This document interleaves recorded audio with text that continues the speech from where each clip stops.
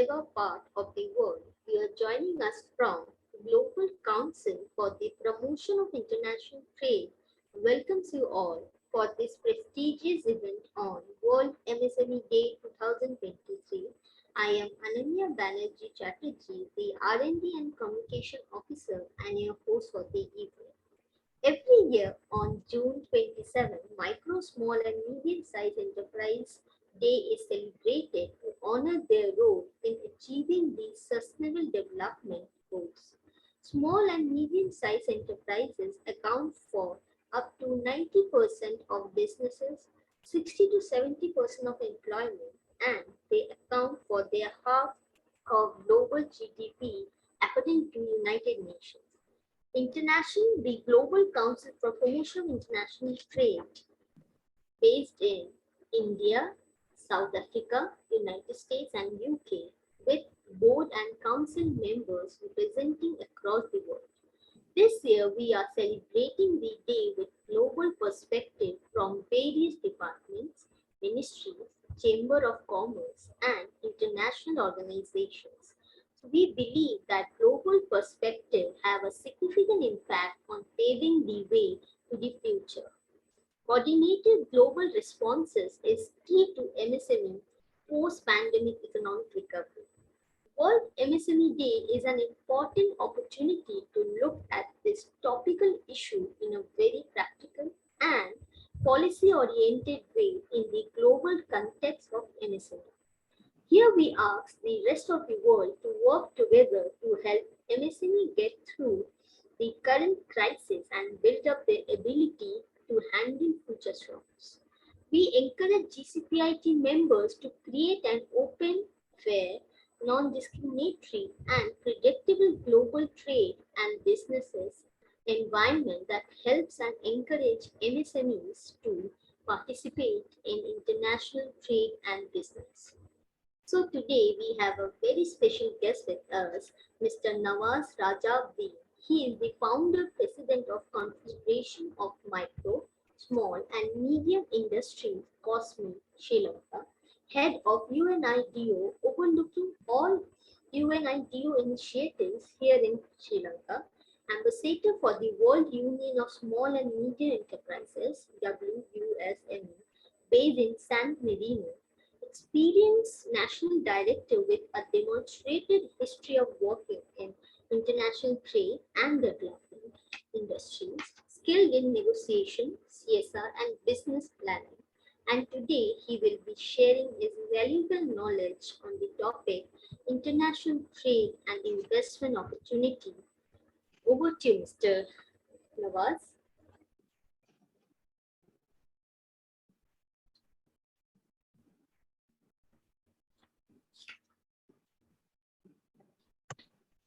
Yes, can you hear me? Yes, I can hear you, sir.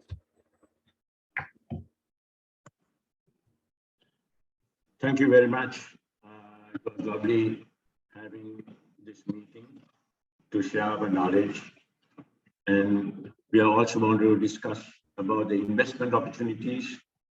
I'm currently involved in many chambers. I'm in the chamber movement for the last 3 decades. And I personally feel this is a time that we should come together to see how best we could restructure our international trade after a tsunami, and thereafter we got COVID, and there are other institutions. We found that extremely difficult period we have gone through, which is the last 4 years, not only Sri Lanka, in the entire Southeast Asia. You can see everybody is finding it extremely difficult. If I have to really say small and medium, micro and small industries, 60 to 70% of the industries were slowed down as a result of the disaster. We took COVID as an opportunity to revive and restructure the micro sector, especially because we thought micro sector has to be addressed. The large scale industries, they will find their way out anyway. They are organized and very well established. So the micro sector plays an important role. They are the backbone of the country's economy. So this was in 2017-18, we formed this Confederation of Micro and Small Industries. And within a short period of time, we have reached all international organizations and NGOs to support us. We took a special thing when we have 2 years of COVID lockdown. Our tourism did not come in. We had a problem of import-export. We had total of no outsiders can come in, and they found extremely difficult. Financially, we were crippled. All our foreign reserves were gone. Thanks to IMF, they came for a bailout scheme. And I must especially thank the Indian government, our neighbor who came forward first to revive and restructure our economy. So I'm very grateful for this gesture, because we were planning to revive our structure. So I will give you some of the overview of the investment opportunities that we have in Sri Lanka, because I feel that we should get together to see how best we could improve our business. We took a special thing in our Confederation of Micro and Small Industries to revive the women entrepreneurs. Early part of COVID, all the men working are laid off or they're sent back home. They were staying at home. We have a lot of issues in the domestic market. So the women entrepreneurs came forward to support us. And within 6 months, we had 4,800 women entrepreneurs registered with us. And that was a great move. And they are the people, the first business that they were thinking is food, because almost every place was locked in and the food business was going on because we had the delivery system, all 4,800 members in different forms. And so they made more money than the men who, because they don't have an official place to work. They work from home, they look after the children. And this was very great advanced stage that we had. So I'm very thankful to some of our women entrepreneurs came forward to assist us and revive this. Now let me talk about the investment opportunities, as you really want to know about in the country. We are having Sri Lanka is a small island in the Indian Ocean. We have about 22 million people population. Yes. Can you hear me? Sir, sorry for the interruption. Can you hear me? Yes. Sir, can you please share your screen? We need to see the PPT. Share your PPT. Screen. Yeah, that's what I'm going to download. Okay. So now the current economic facts I want to just brief you. Okay. No GDP in 2022, we had 75.3 billion US dollars, and our GDP per capita income was 3,362. Even though our per capita income is 3,362, after the COVID it has dropped, and we are now not on the underdeveloped, more we come in the underdeveloped state. So if you see export in 2022 were 13 billion US dollars and 4.9% growth over 2021. Then trade deficit in 2022, there was 5.2 billion US dollars, whereas import expenditure 2022 was 18.3 billion. You can see the parity difference between import and export. And workers' remittance in 2022 was 3.8 billion US dollars. That's all those people who are working abroad in different capacities. Our tourist income 2022 was only 1.1 billion. Foreign direct investment in 2022, it was only 1 billion US dollars.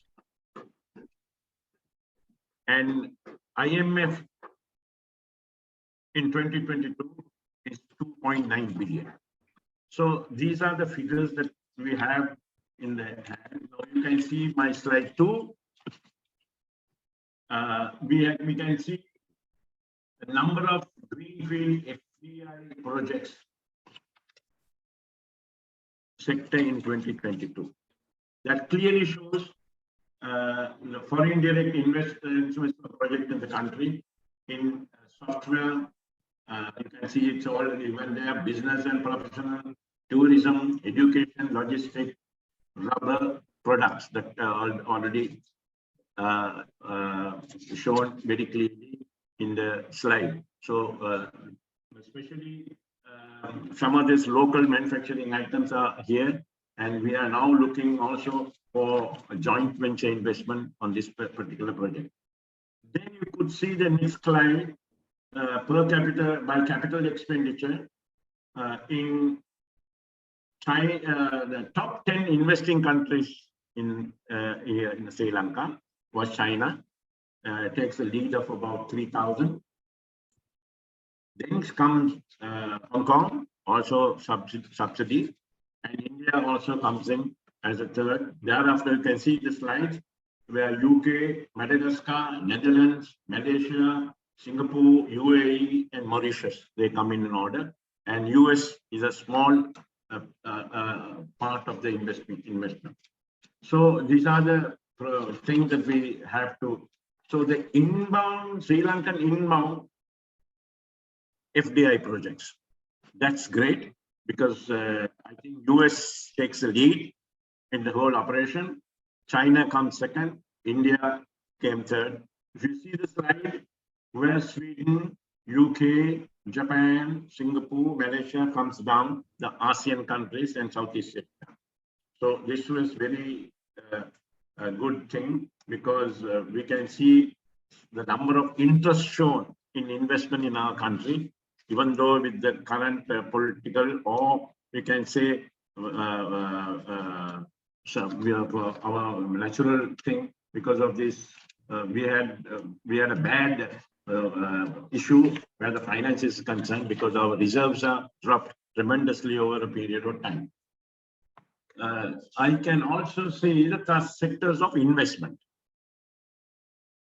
Investments are in manufacturing sector, pharmaceuticals, apparels, and textile industries take the lead.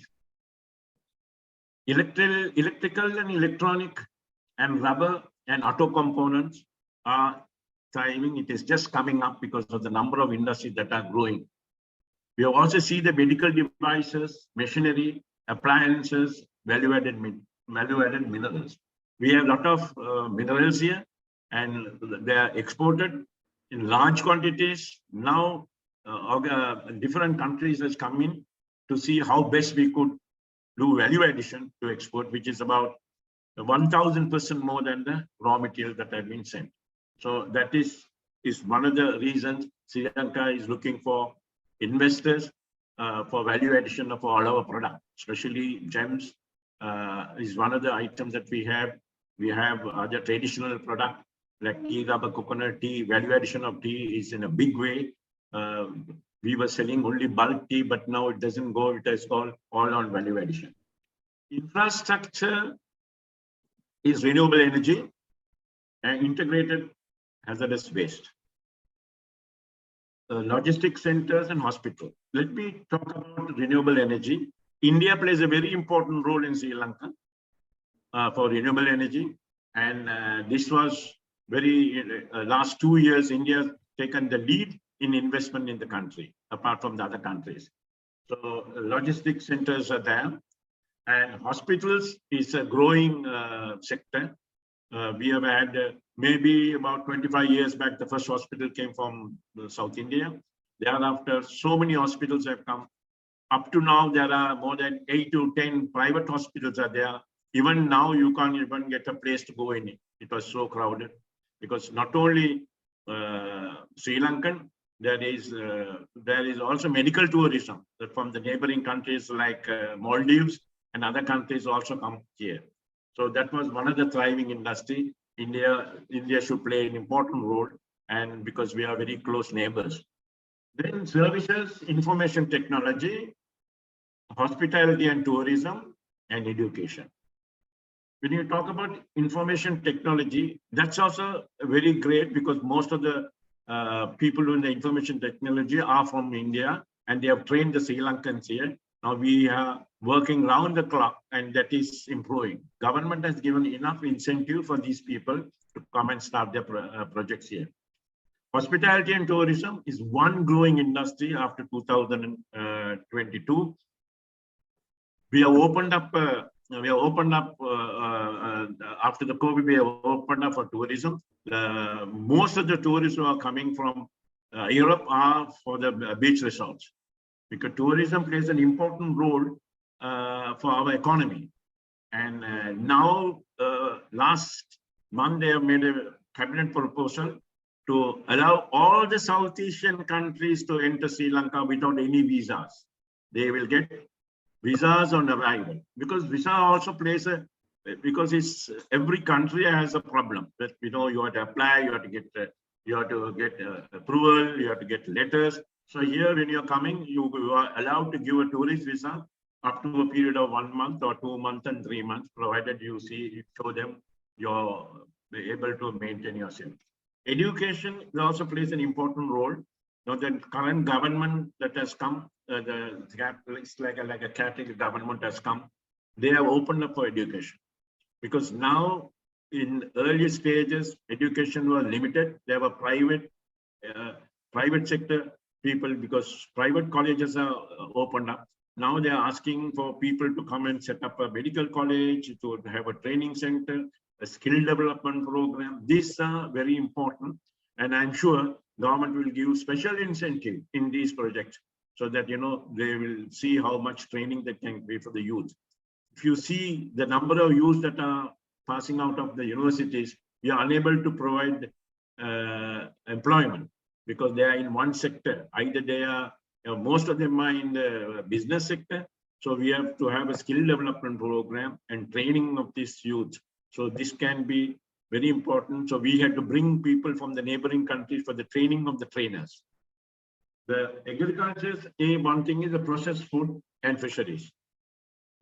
Processed food also plays an important role, because we have never have value addition for our fruits. And because we are producing organic fruits and vegetables here, we are also having large quantities of fruits that are going waste because no proper guidance. So we request people to come over and have a one-to-one meeting with them to how to revive and restructure, because waste is so much. We can even control this and see we can go into the export market. Fisheries is one thing. Even though we are an island surrounded by the sea, the cost of fish is so expensive. We are even started to import canned fish from other countries. So this is one of the sectors that are open for foreign direct investment. So I feel there's a tremendous opportunity in this sector, and I'm sure we will be able to guide them. As Confederation of Micro and Small Industries, we have an excellent relationship with the government, and I'm sure we will be able to give all the facilities, especially all those people who come for investment.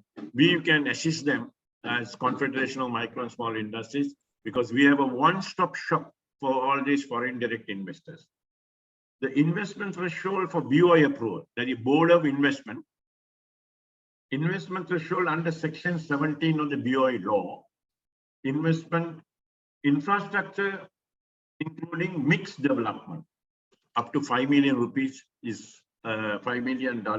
You are entitled to come over here and start our structure. We will give a one-stop shop opening and allow them to start.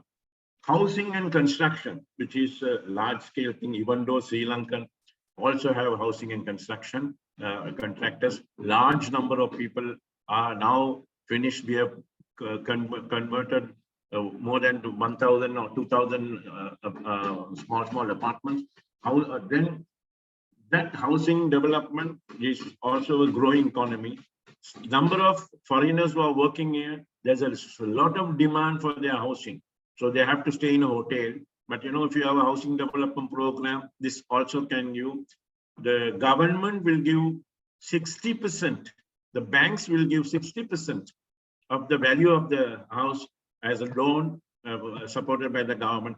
Only 30% they have to advance and the balance to pay monthly on reducing interest rate.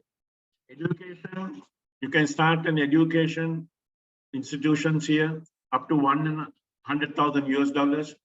Board of Investment give the approval.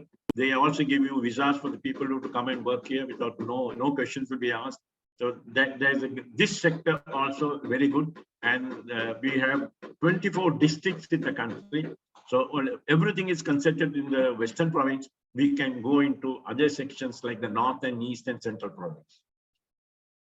Tourism plays a very important role because every sector is there in, from north to south, it is the sea, because we cannot get a single room in the beach resorts because all are occupied the Europeans and the local. India is the second largest tourist that is coming to this country, because they also need traveling, because Sri Lanka is unlike India. India, to go from one place to another place on a flight, you have to take 4 hours. Here on a road, 4 hours, you have gone to one end of the country. So this is one advantage. Every 50 to 60 miles, the climate changes here. So people are different, people's dialect is different, people eating habits are different. And that is one of the reasons people come to see this. IT sector is also open for investment. Up to $150,000 they can come and invest. And that's also BOI approval is given. There is also tax incentive for all this Board of Investment projects. If anybody is interested, they can get in touch with us and we will assist them in our way. Agriculture is one. Recently, some of the Middle East countries have come forward for agriculture. They wanted the government to negotiate and give a large extent of land for 100% will be exported. Most of the agricultural products that are here grown, and it is not only for Sri Lanka. Our immediate neighbor is Maldives. There is more than 1,000 islands. Their tourism is 10 times bigger than our tourist sector. So they need. So at the moment, they are importing from the southern part of India. Rest of the thing is going from Sri Lanka. Then utilities, about $500,000 as it goes in. Services sector is $500,000, different. Manufacturing apparels, which is the largest export sector, and we are 60%, 70% of our apparel sector is exported to United States. Then it goes to the other countries, to Europe and other countries. So apparel industry also plays a very important role. It's a great organization which not only apparel, we're creating a lot of employment to the people, especially the younger generation. They all in the apparel sector. Every apparel institution, 80% of them are young women who have come forward, and it's a lovely livelihood program for them. So this manufacturing and apparel is a very important sector to play. Large scale manufacturing is in the local market. It's about $12.5 billion. Anybody who wants to have a joint venture investment in this country, you can always have, and government is very, very liberal now to bring investment. Government is also now thinking to privatize all the public sector. Government is not here to do business because they have a different role to play for the country for infrastructure development and other educational institutes. So when the public sector is always depending on the government revenue, even though every public sector, for example, when there is an industrial sector, which I was heading at one time, we require only 150 people to work to have a full potential. But there are more than 600 people working. These are all appointed by the local people just to give employment. So you can't give employment and lose money. So they have opened up more than 54 public sectors, privatize this. So they will on a 60%, 40%, or 100%. This can be negotiated with the government. So minimum foreign investment entry requirement for a large scale project is $250,000. And minimum foreign investment entry requirement for trading is only $5 million.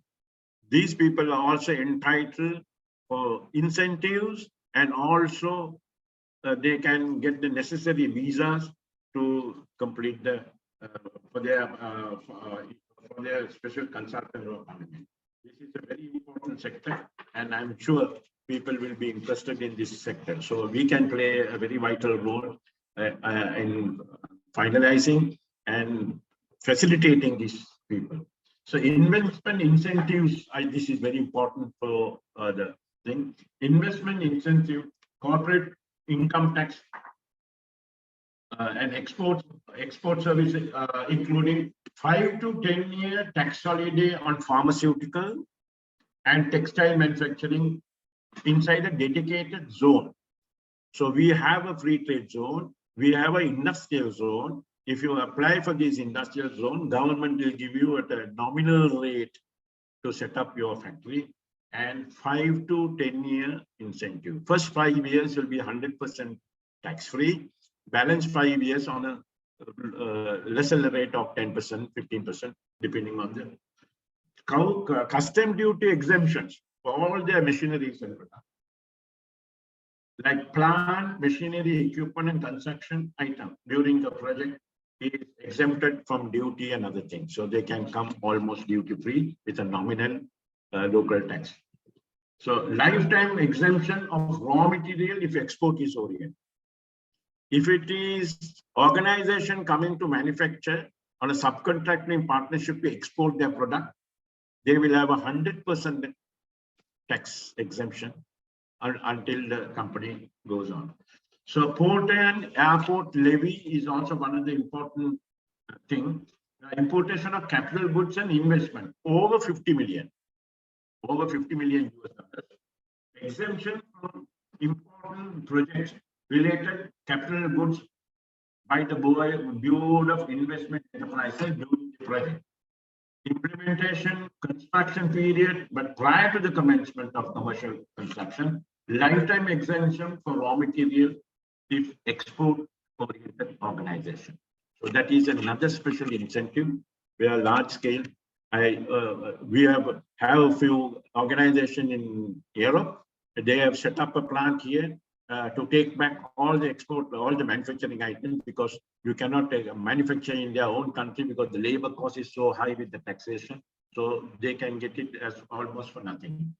So then cess exemption.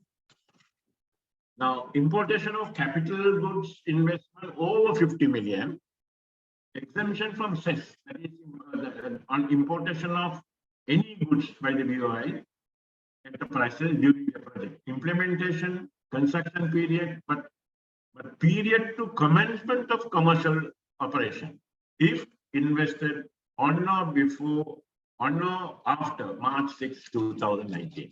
So anybody has invested after 2019, it is open up to now, they can get all these incentives. So lifetime exemption for raw material if export oriented, also same process that is there. Then value-added tax for exemption. Deferred for capital goods, plant, machinery, equipment, construction, and other thing during project is exempted. Now, while the project is on, we want necessary machinery and other products, exemption is given. Then so that it will be easy for them to get this sorted out.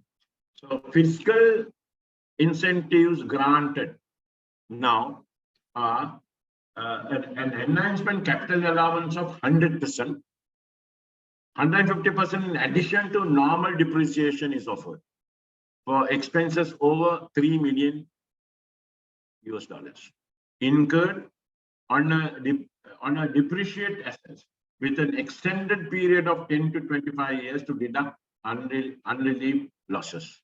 So that is also covering, because if you have to pay 60% to 40% due to machinery cost, you will no industry can thrive in order to cover the duty.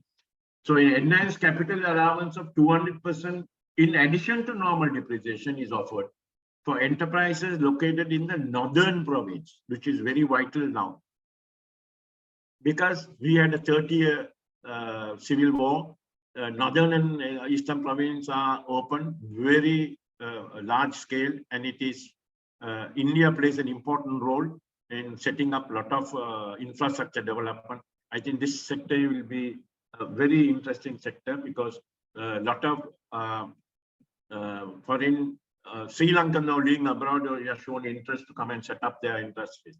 So here also we can have a joint venture investment for other countries, also for subcontracting partnership for 100% export. This can be the enhanced capital of 200% in addition to normal depreciation is also offered for enterprises located in the northern province with expenses over 3 million US dollars then incurred in depreciable assets. So with an extended period of 10 to 25 years to deduct unrelievable losses. Now, for example, even lands are very expensive. Government will come forward to lease land for a nominal amount for all industries to set up their thing. The bottom line is they manufacture, they export, they make a profit. But we are doing another service to the country, creating employment to other people. That is the biggest plus point that we have in creating employment. So the enhanced capital allowance and temporary concession given. For the project commenced between 31st March 2024, before 24th March 24, a temporary concession of an enhanced capital allowance of 100% is offered. For the expenses up to US dollars 3 million on a depreciable assets and with a better provision of 200% of the projects located in the northern province. So they are concentrating on the northern province because of 30-40 years that northern province has not developed. Now there is a great opportunity to develop this project. Now we need lots of building material that can be produced. For example, paints, aluminium, they have plastic storage tanks. These are all going for the western province. It takes about 6 hours to go. So if you set up those plants, they will be very successful in developing. Non-fiscal incentives granted are foreign equity, 100% foreign ownership is permissible, which is very important. And a few years back is only 51%. 51% owned by the private sector, 49% owned by the foreign sector. This was a big issue because nobody will come with 49% if they don't have a say in the organization. So now they are permitted 100%. So repatriation of earning, all income, proceeds of sale of the investment can be repatriated through an inward remittance account opened by the investor. So that's also very attractive thing. So visa recommendation for investors and academic staff can be given through the respective ministries. They can even get in touch with our chambers or any other chamber. We can put forward the application and they will give a multiple entry visa for a period of 1 year renewable. So that is very important. Every year the visa will be automatically renewed for them. So this is one of the major part that we can play in the formation of this sole operation. So this is one thing that I had to tell in the international trade. No country, no company or no individual come to a country when there is so much of tax.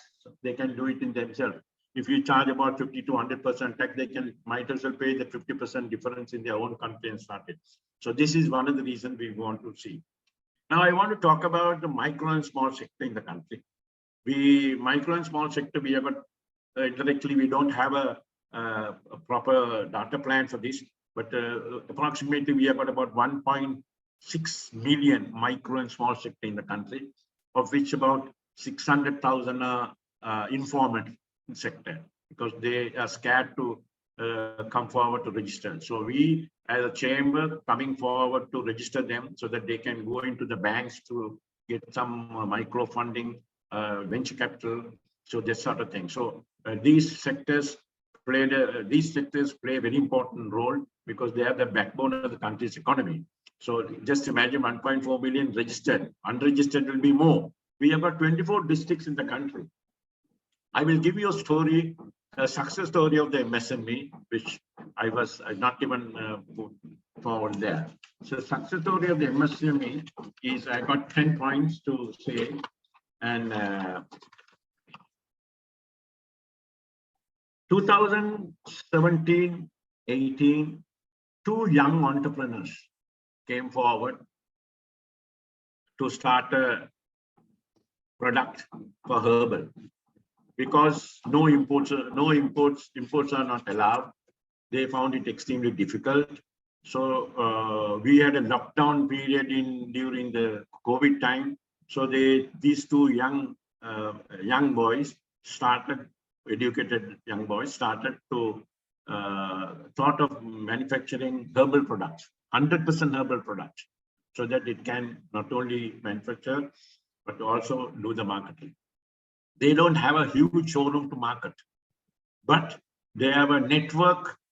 So 100% local SME. This is 100% local SME started by these young people during the period of COVID. Products used are 100% local raw material and ingredients in the production process. 100% value addition for everything. So you can just imagine, it is a herbal product.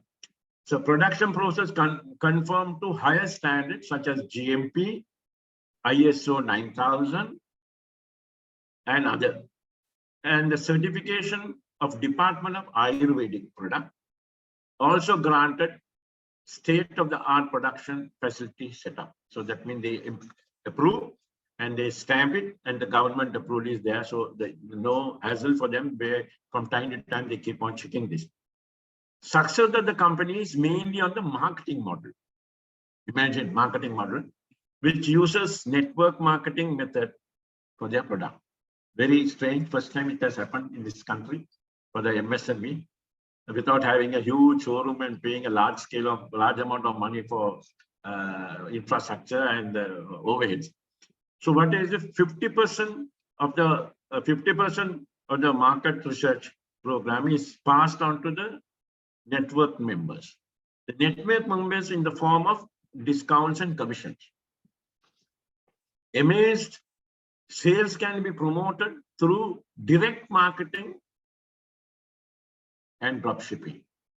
So there is a large quantity of, say, all on marketing. You can register yourself with Herbline. The product is Herbline. Herbline is the product that is now currently. So what they do is they register with them. Now there is every university, because these all herbal products are shampoos and hair creams, face cream. So most of the people who are marketing are young university girls who are online marketing. They don't have to buy and take money. They take the order, send it direct to the organization. They take online payment or cash on delivery and deliver it on Uber. And these people get a certain allowance of 10 to 15%.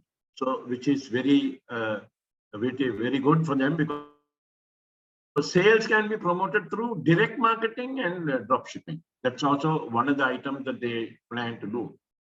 Within 2 years in the establishment, 2 years of the establishment of the business, the company has built a network of 250,000 independent sellers within Sri Lanka, which is a great achievement for them. 250,000 people. So now we are now directing in North and East. This year, without North and East only they have started this. North and East also can bring about 50 to 100,000 in the two sector. Now the company is trying to develop its overseas network, promote export. Now, as Confederation of Micro and Small Industries, we signed an MOU for promotion of that on a honorary basis. And we have now engaged to market this product in Australia. We have also trying to market this product in Europe. So now we are in the process of printing special type of leaflets to them, and we will link the people in Europe and Australia to directly do the sales with the institution, like the factory. So they will do a direct dealing.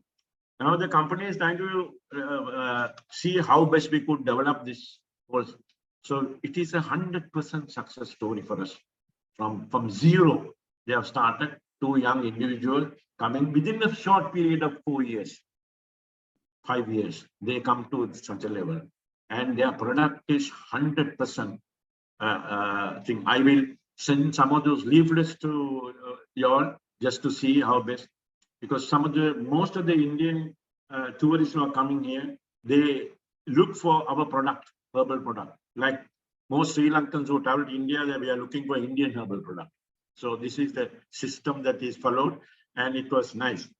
So within the short period of the company expansion, expanded its product portfolio to over 120 products, not a small joke, 120 products of high quality herbal cosmetics, covering skin and hair products ranges. So they have a large section of this coming. So this is our success story in the micro and small sector. So I'm very proud to say these two individuals showed an example to the other people how they can market and come forward.